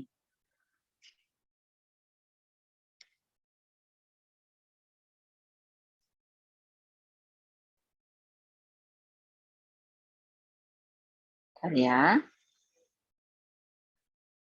Di website nanti Ibu Bapak sudah saya arahkan ke agenda. Ke agenda di website itu isinya materi yang tadi saya sampaikan beserta kegiatan-kegiatan yang barangkali bermanfaat untuk Ibu Bapak unduh. Ya. Nah, bisa dilihatkah ini? Bisa ya? Ya. Nanti caranya Ibu Bapak klik di menu agenda. Ya. Setelah ketemu menu agenda,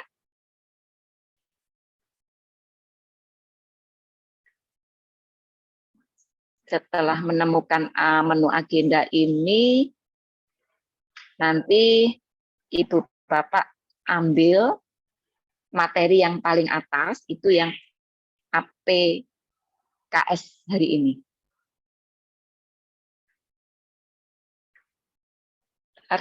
Masih muter sedikit lagi. Nah, jadi nanti materinya ini ya, yang flyernya tadi. Terus nanti jangan lupa Ibu Bapak unduhnya di materi ini, klik materi di sini, ini tempat unduh. Lalu presensinya teman-teman itu mohon berkenan mengisikan link presensi di sini. Gitu ya.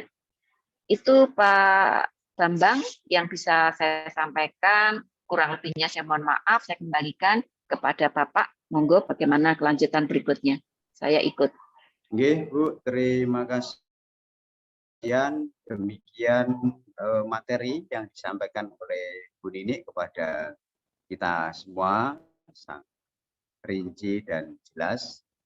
Dalam kesempatan ini saya beri kesempatan untuk bertanya, Bapak Ibu.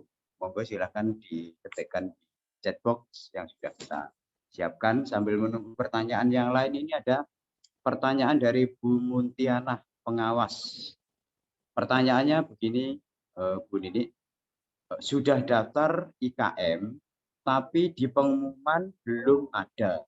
Apakah sekolah yang bersangkutan tetap melaksanakan IKM atau menunggu pengumuman berikutnya? Mungkin itu Bu, satu pertanyaan itu. Baik Pak Bambang. Saran saya teman-teman tetap bersiap, gitu ya, tetap bersiap karena nanti akan keluar SK tahap yang kedua ya. Tahap kedua itu tadi yang saya sampaikan, mungkin itu daftarnya yang tanggal 27 April pukul 23.59 kayaknya. Nah, untuk yang tanggal 28 itu akan keluar SK berikutnya. Jadi saran saya tetap lanjut. Oke.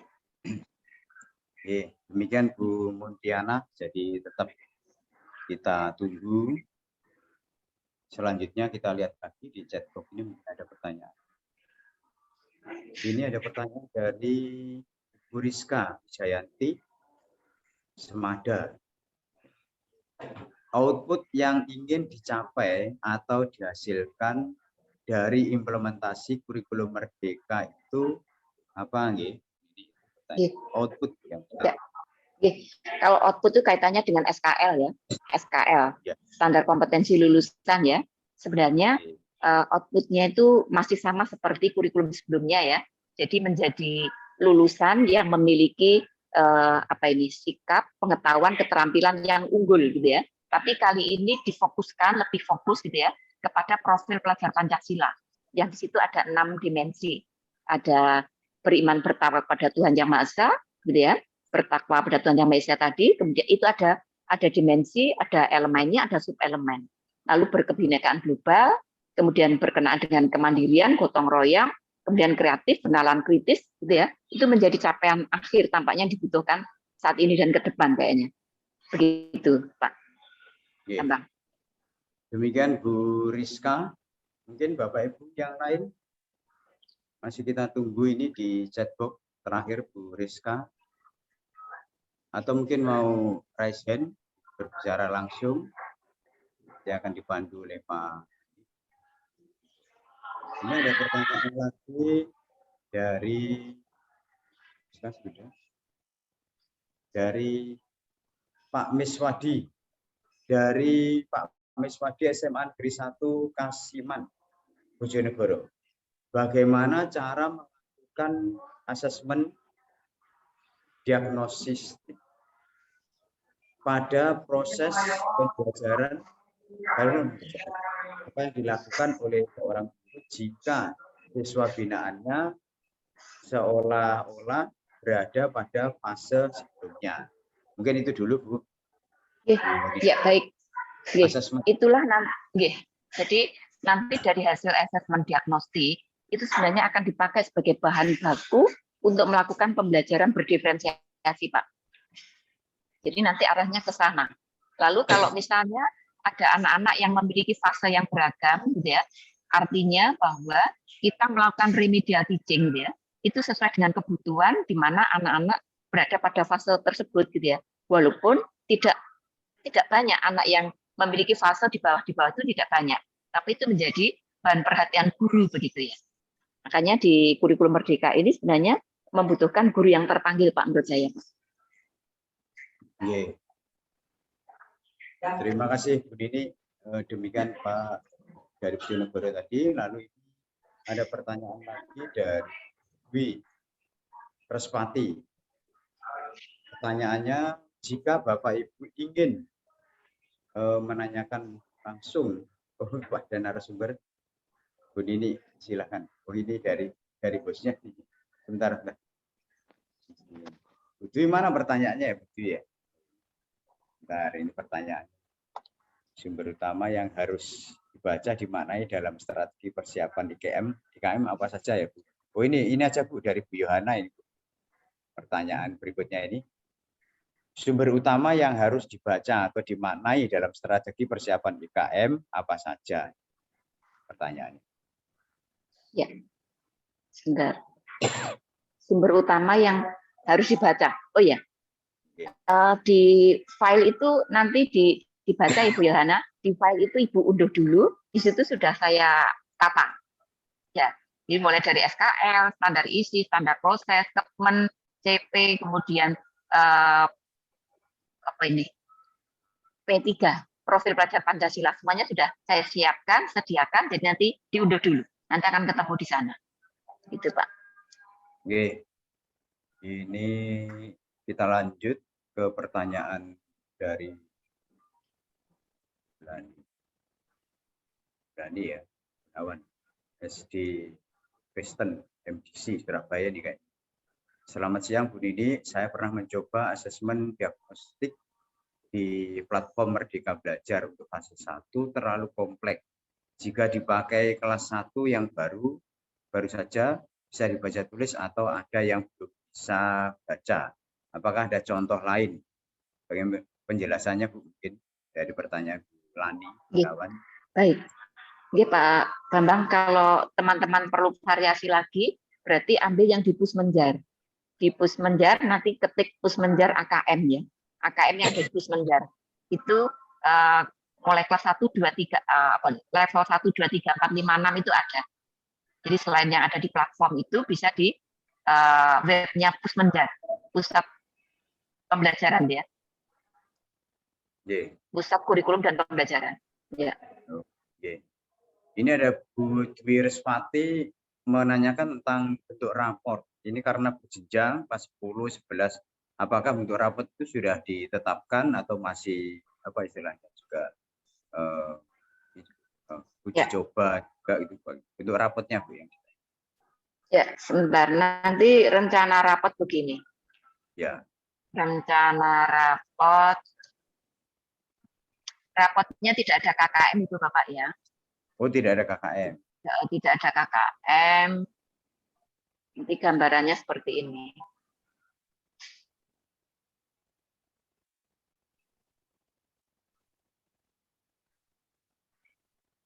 Ibu Faisah angkat tangan nanti setelah ini ya, Bu ya. Setelah ini ya. Ibu Faisah nanti akan dibantu oleh Pak Andi untuk bisa berbicara langsung dengan narasumber nanti. Sambil Bu Nini masih share screen ini tentang raport. Ya.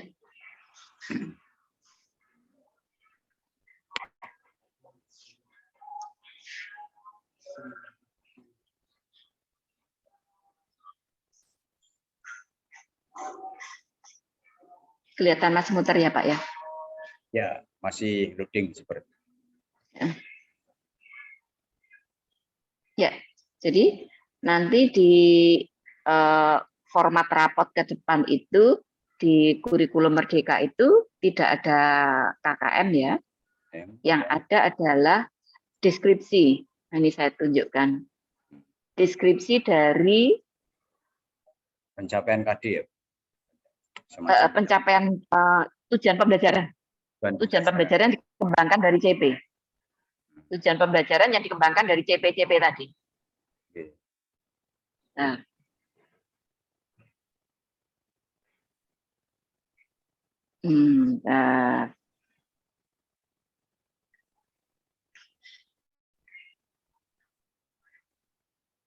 Ini kelihatan Pak. Kecil sekali. Kecil ya. Kecil sekali ya. Ya. Mungkin ya. Ya. Ini. Oh ya. Coba kali ini kelihatan. Masih belum muncul. Ya. Belum muncul ya. Ya, sudah ya. Jadi rapotnya itu seperti ini. Isinya nama mata pelajaran, lalu nilai akhir, capaian kompetensi. Ini capaian kompetensi itu bisa dideskripsikan dari tujuan pembelajaran yang tadi dirumuskan dari hasil telaah CP tadi. Lalu angka ini munculnya 85 itu bisa diambil dari capaian, artinya gini, sekolah menentukan rubrik ya, rubrik ketercapaiannya yang itu bisa diangkakan begitu ya, sehingga nilai-nilai seperti ini, angka begini, itu profesional judgment-nya ada di guru. Misalnya, ada anak punya kemampuan lebih gitu ya terhadap konsep tertentu, bisa saja dikategorikan menguasai penuh, menguasai sebagian besar, menguasai sebagian kecil, tidak menguasai. Menguasai penuh itu rentang angka berapa sampai berapa. Menguasai sebagian besar berapa sampai berapa. Sebagian kecil berapa sampai berapa.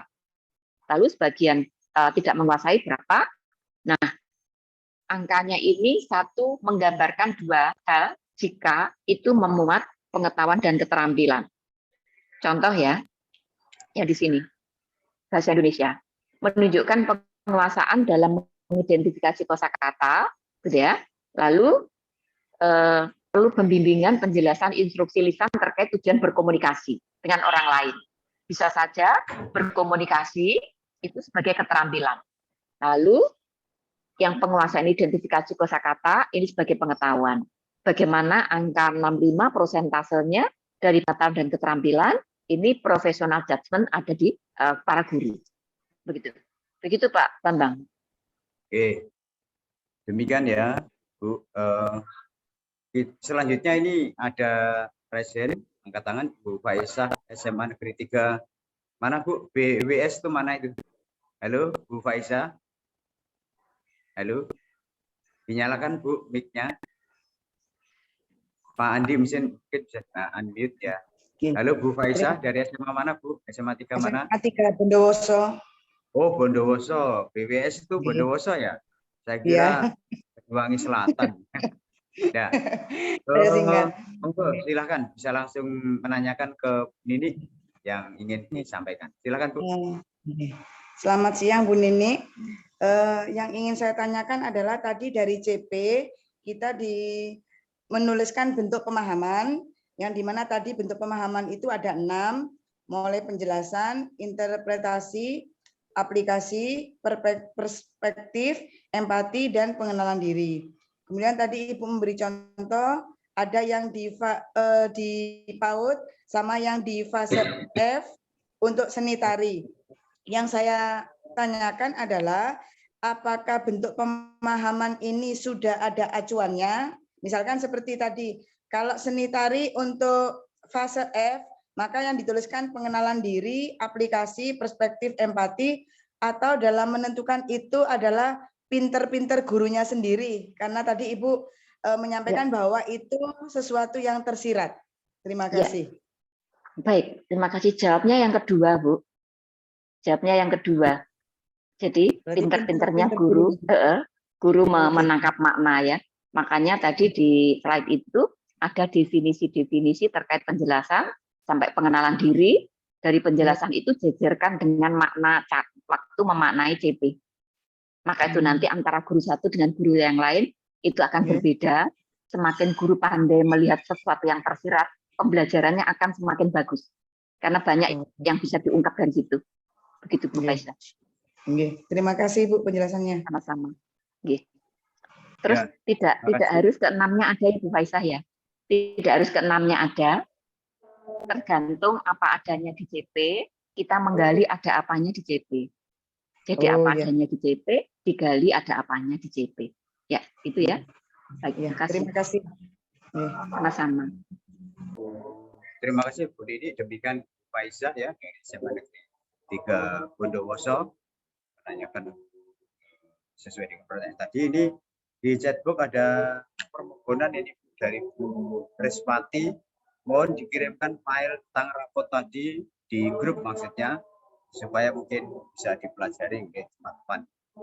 Tadi yang ditayangkan nanti di grup aja ya. Kalau berkenan itu mungkin bisa ditayangkan atau di-share di grup. Ya. Baik Bapak Ibu, bagaimana? Masih ada pertanyaan?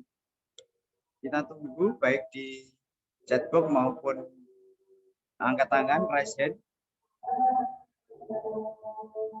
Kalau dirasa sudah cukup, ya bisa kita akhiri. Mungkin Bu Nini bisa memberikan gambaran kira-kira apa yang harus dikerjakan oleh para peserta untuk tugas pertama.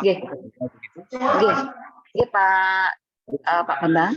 Jadi tugasnya yang tadi diunduh di website itu, di situ ada diunduh. Jadi yang pertama unduh, tugas yang pertama unduh.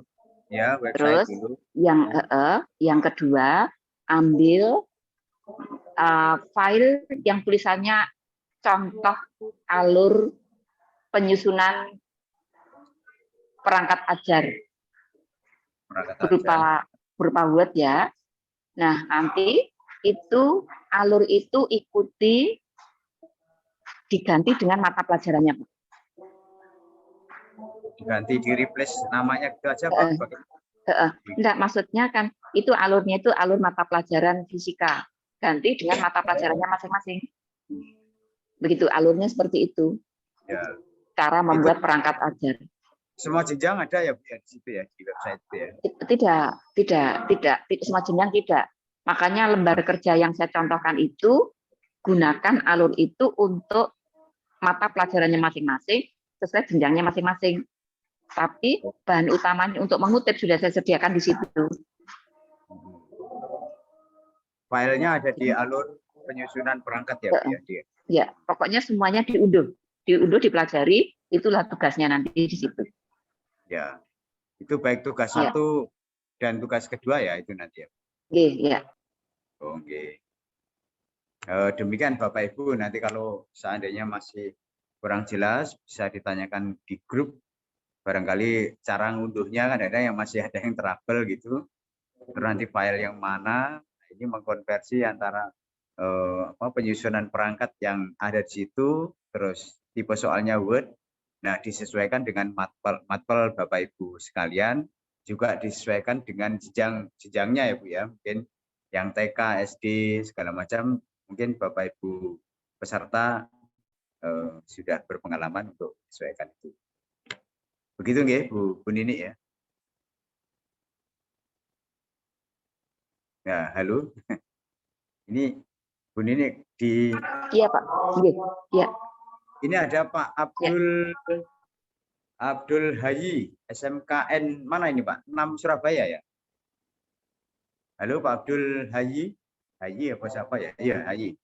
Tolong bisa di-unmute Pak, mic-nya Pak. Pak Abdul Hayi. Ya, sudah. Ya. Nah, dari SMKN 6 Jember, Pak. Oh, Jember. Ya, oke. Terima kasih sebelumnya Pak Bambang. Selamat sore Bu Nini. Terima kasih sebelumnya atas penjelasan yang sudah disampaikan. Tentunya ini merupakan pengalaman baru bagi kami untuk implementasi kurikulum Merdeka. Jadi banyak hal yang belum kami paham berkaitan dengan kurikulum Merdeka ini. Yang saya tangkap dari penjelasan Bu Nini, yang jelas banyak hal yang memang perlu dipersiapkan untuk proses pembelajaran sebelum melaksanakan pembelajaran. Jadi proses awal yang perlu kami persiapkan ketika silabus memang tidak ada seperti itu ya Bu Nini. Sehingga yang jelas seperti kami yang di SMK, di mana kalau saya lihat di situ untuk materi fisika khususnya SMK ini kayaknya sudah tidak muncul per mata pelajaran. Setelah saya lihat di struktur kurikulumnya. Jadi IPA Pak. Jadi ya, IPA. Jadi di situ ada IPAS kan seperti itu. Betul ya. Jadi ilmu pengetahuan alam dan sosial di situ. Ketika itu muncul, yang jelas secara penetapan di Dapodik saya tidak tahu juga gimana nanti dalam hal pembagiannya kami tidak tahu. Cuman ketika saya sendiri selaku pengajar di fisika, yang jelas di situ kan harus membagi waktu dengan yang sosial. Sementara dalam hal penentuan jam di situ yang jelas kami secara penentuannya juga masih belum kami tahu secara pasti seperti itu berkaitan dengan penetapan untuk jamnya. Untuk yang fisika sendiri setelah saya cek tadi pagi saya lihat di bukunya itu malah materi yang ada itu lebih mengarah kepada materi-materi yang sifatnya ke lingkungan. Ada yang terutama lebih banyak ke biologinya seperti itu. Nah ini enggak tahu yang berkaitan. Jadi jauh dari perkiraan saya sebelumnya. Kan di kami kalau di struktur kurikulum sebelumnya untuk materi bidang dasar keahlian itu ada fisika, terus juga ada mata pelajaran kimia kalau di kelompok TIK. Jadi ini bagaimana kami harus menempatkan posisi sementara mapel yang ada di situ menjadi IPAS seperti itu. Ini kami mohon penjelasan mungkin ada yang Bu Nini bisa sampaikan ke saya selaku pengajar fisika. Terima kasih sebelumnya Bu Nini. Oke, sami-sami. Oke, Pak Abdul. Jadi nanti terkait dengan pembagian jamnya itu tetap ikuti yang ada di struktur kurikulum ya. Contoh ya kalau di SMK itu IPAS, di SD itu juga IPAS, di SMA itu IPA. Yang saya contohkan yang di SMA itu sekalipun bunyinya IPA, tetapi 3 mapel itu masih ada jatah alokasi waktu. Itu terkait dengan waktu ya Pak ya. Lalu terkait dengan materi, memang materinya itu diambil hanya sekitar maksimal 70% dari sebelumnya Pak. Dari kimia ya diambil hanya sekian persen tadi, fisika juga, demikian juga biologi. Nah karena memang kebutuhannya sekarang tidak ke konten ya, tetapi lebih kepada penyelesaian permasalahan-permasalahan seperti yang ada di soal-soal model AKM itu ya. Jadi kemungkinan memang antara Fiskim Bio gitu ya dengan sosial itu pada kondisi realnya dalam kehidupan nyata bisa saja menjadi keilmuan yang tidak bisa terpisahkan. Strateginya seperti apa? Saran saya duduk bersama guru yang terlibat di situ. Jadi Fiskim Bio sama IPS itu mestinya isinya antropologi, sosiologi, geografi, ekonomi mestinya. Kalau itu sama dengan SMA.